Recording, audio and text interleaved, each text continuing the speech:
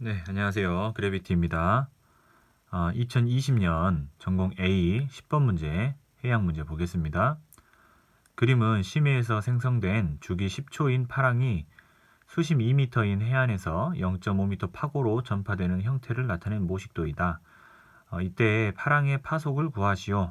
라고 해서 파속을 구하는 게 첫 번째 문제입니다.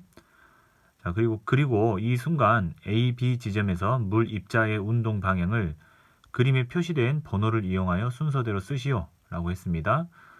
그래서 이게 두 번째 문제고, 또한 수심에 따른 물 입자의 운동 변화를 타원 궤적의 긴 반지름과 짧은 반지름의 길이 변화로 나타낼 때 Z값, G값이 0m 그리고 G값이 마이너스 2m, 짧은 반지름의 길이를 제시한 후 이를 바탕으로 G는 마이너스 2m에서의 물 입자의 운동을 설명하시오 라고 했습니다. 그래서 이게 세 번째입니다.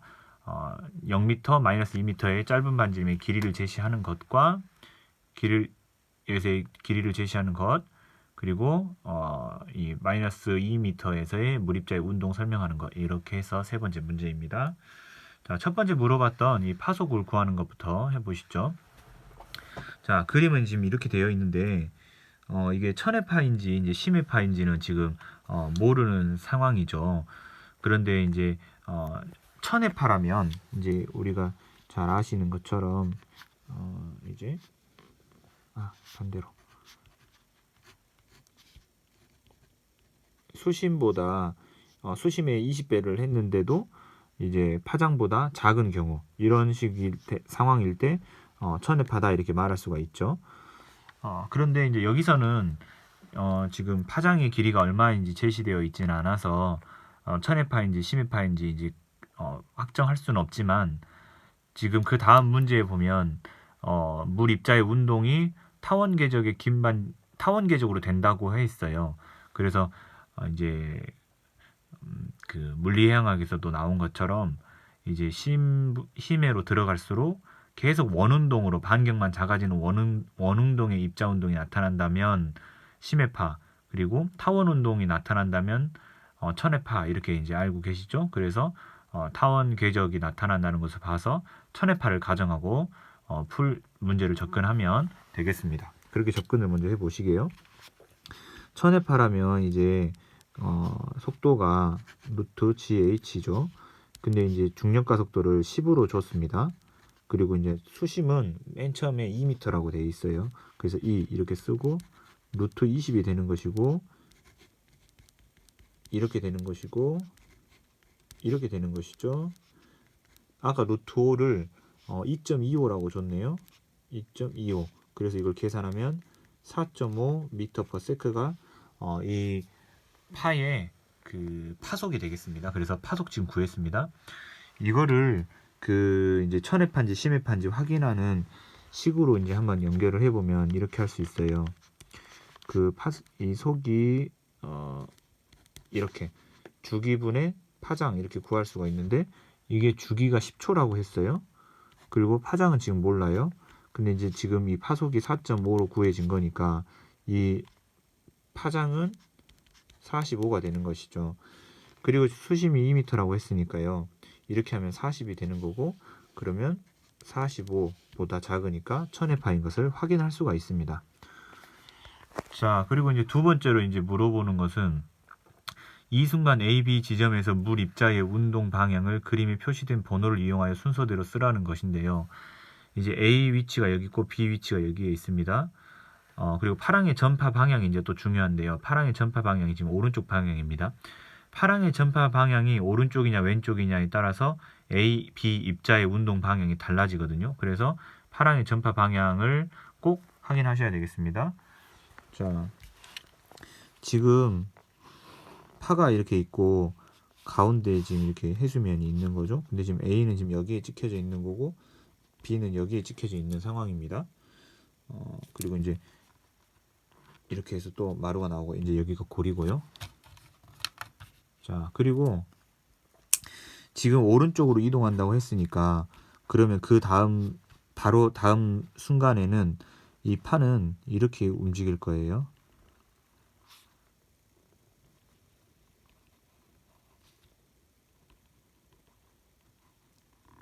이렇게 움직일 것입니다. 이렇게. 그러면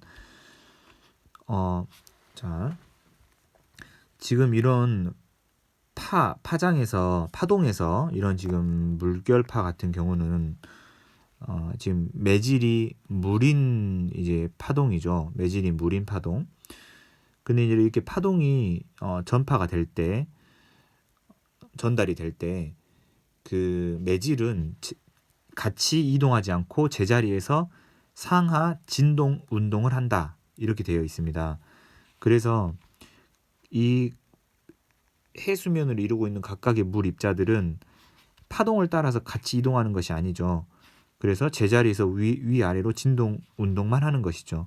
그래서 얘는 이렇게 내려오고 얘는 이렇게 내려오고 얘는 가만히 있을 것이고 얘는 이렇게 움직일 것이고 얘는 이렇게 움직이고 이렇게 움직여서 그 다음 팔을 만드는다 이렇게 봐야 되겠죠.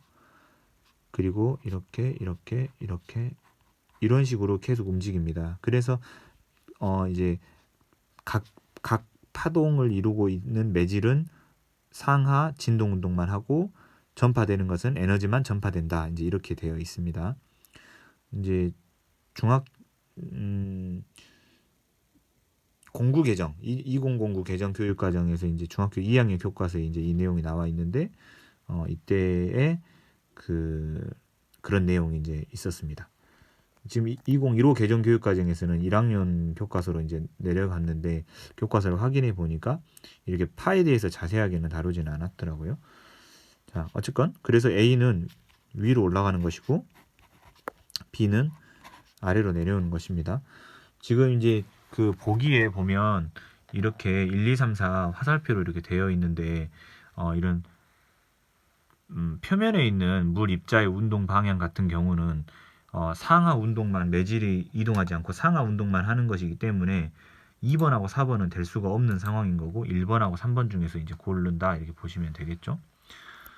자, 그 다음에 이제 세 번째 거 이제 해보겠습니다. 수심에 따른 물 입자의 운동 방향을 타원 궤적의 긴 반지름과 짧은 반지름의 길이 변화로 나타낼 때 이 Z가 0인 부분은 이 해수면인 부분인 거고 Z가 마이너스 2인 부분은 이 해저면인 부분입니다. 가장 바닥 부분요. 그리고 짧은 반지름의 길이를 제시하라고 했고 이를 바탕으로 이 해저면에서의 물 입자의 운동을 설명하시오라고 했습니다.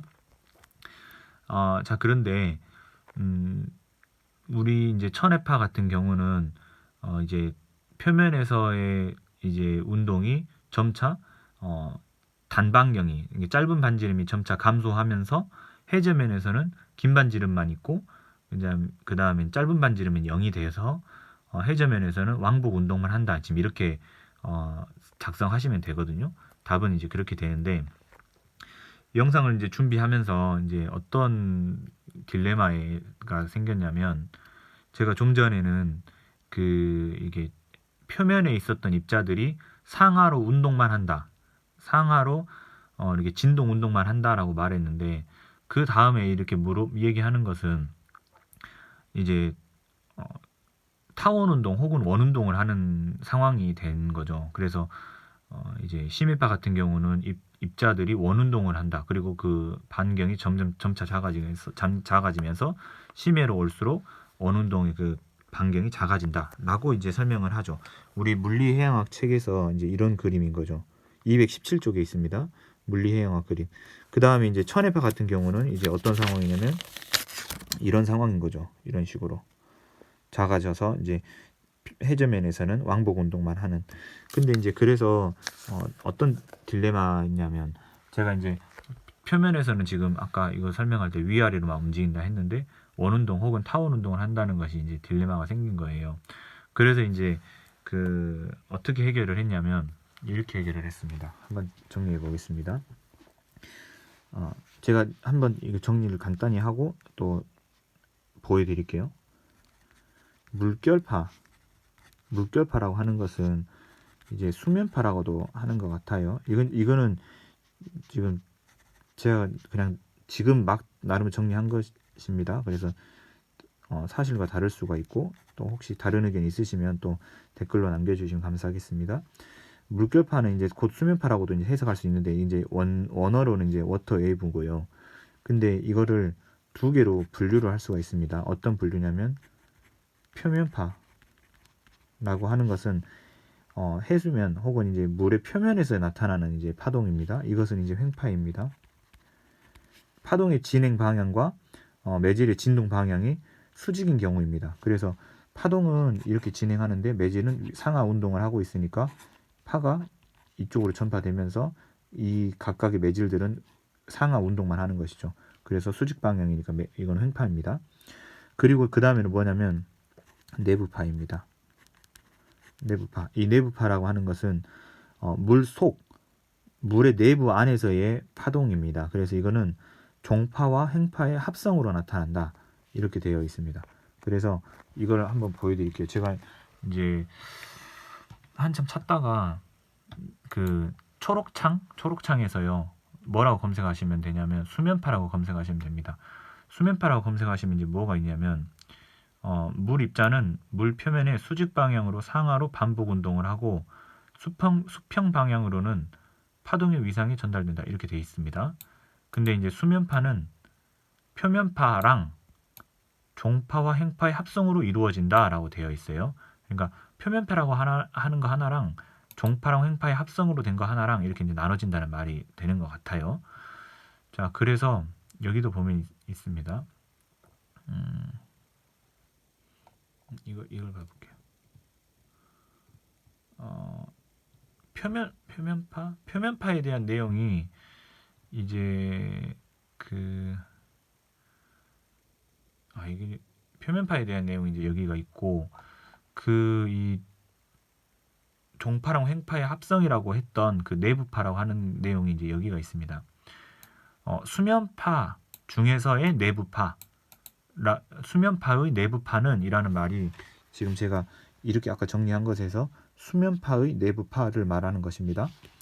이 수면파의 내부파는 물의 표면파 또는 해면파와 대응되는 의미로 사용한다. 그래서 물의 표면파랑 대응되는 의미라고 써 있죠. 그래서 저는 지금 이거를 표면파랑 내부파로 구분을 한 것이고 내부파에 대한 설명입니다. 표면파와 대응되는 의미다. 지금 이 말입니다. 의미로 사용된다. 내부파는 각각의 영역에서 물이 원운동 또는 타원 운동을 하며 파동을 형성하는데 수심이 얕은 곳에서는 바닥의 영향을 받아 타원 형태가 되고 밑바닥 근처에서는 왕복 운동만 하게 된다. 이렇게 되어 있어요. 그래서 제가 이해한 것은 우리가 지금 보고 있는 이런 거 지금 A는 지금 심해파인 상황인 거고 그리고 이제 B는 천해파인 상황인 거죠. 타원 운동처럼요. 그래서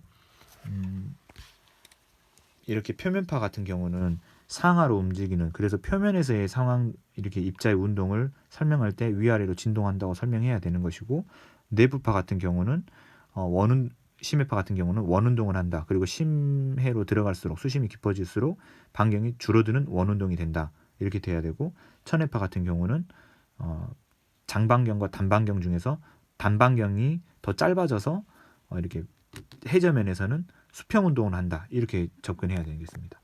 근데 이제 조금 이렇게 정리가 아직 안 된 것은 근거가 아직 못 찾겠는 것은 천해파인 상황에서 이 제일 해수면에서 지금 여기는 원으로 그려져 있어요. 원으로 그려져 있고 그러니까 장반경과 단반경이 같은 상황.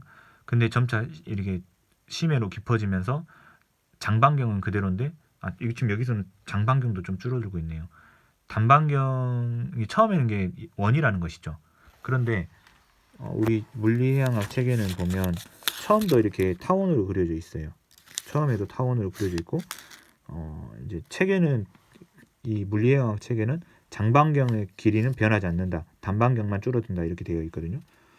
그래서 그 부분도 지금 그 초록창과는 좀 다른 내용입니다. 그래서 그 부분 확인하시면 되겠고 이렇게 되어 있습니다. 이와 달리 천해파의 경우 물입자는 타원 운동을 한다. 타원형의 단축의 반경은 표면파에서의 파의 진폭과 같고 깊이에 따라 선행적으로 감소해서 결국 바닥에서는 단축의 반경은 0이 되어 수평 운동만 한다. 장축의 반경은 수심 파장 그리고 진폭의 함수이지만 깊이에 따라서 변하지 않는다라고 되어 있습니다. 장축의 반경은 줄어들지 않는다라고 되어 있는데 지금 초록창에서는 장축의 반경도 줄어들게끔 그려져 있습니다. 그래서 그게 좀 차이입니다. 물리해양학이 좀 자, 그래서 다시 본론으로 돌아와서 저희 문제에서요. 이 Z가 0일 때 지금 해수면 표면에서 내 짧은 반지름의 길이를 제시하라 했는데 이때는 이제 짧은 반지름이 지금 파고가 0.5라고 했죠. 이 파고라고 하는 단어도 이제 이 확대를 해보면 중심선에서 확대를 해볼게요. 파고라고 하는 단어의 정의도 이제 이 골에서 마루까지 전체 높이인지 혹은 이 중심선 정수면이라고 있네요. 정수면에서의 그 마루까지 혹은 정수면에서 골까지 깊이인지 그것도 정의를 한번 이렇게 나름 하셔야 될 것 같아요. 지금 0.5라고 했는데 그림에 보면 이제 0.5는 아니고 0.1 이 정도 되겠죠. 그래서 전체가 지금 0.5다 이렇게 하시면 되겠습니다. 그래서 짧은 반지름의 길이를 제시하라. 0m에서는 짧은 반지름이 지금 0.25가 되겠습니다. 0.25. 그리고 이 마이너스 2m, 그러니까 해저면에서는 0이죠. 0이 되겠습니다. 0.25랑 0 이렇게 됐고, 그 다음에 마이너스 2m에서의 물입자의 운동을 설명하면 해저면 장반경은 변하지 않고 단반경은 0이므로 왕복 운동을 한다. 직선 왕복 운동을 한다. 이렇게 해야 되겠네요. 이렇게 하시면 되겠죠. 아까 그 물리형학에서 본 내용 보여드렸던 그 내용으로 하시면 되겠습니다. 너무 내용이 길었죠. 근데 이제 저는 이제 편집을 안 하니까 이렇게 설명하다가 제가 막히는 부분이 있으면 영상을 멈추고 다시 처음부터 찍거든요. 그래서 지금 여러 번째 지금 다시 시도해서 드디어 마칩니다. 그래서 좀 제가 이렇게 고민했던 내용들에 대해서 혹시 좀 다른 제가 좀 틀린 내용이 있으면 또 댓글로 말씀 주시고 해주시면 감사하겠습니다. 저도 이걸 그냥 초록창으로 검색해서 지금 안 지식이라서 이게 틀릴 수도 있습니다. 감사합니다.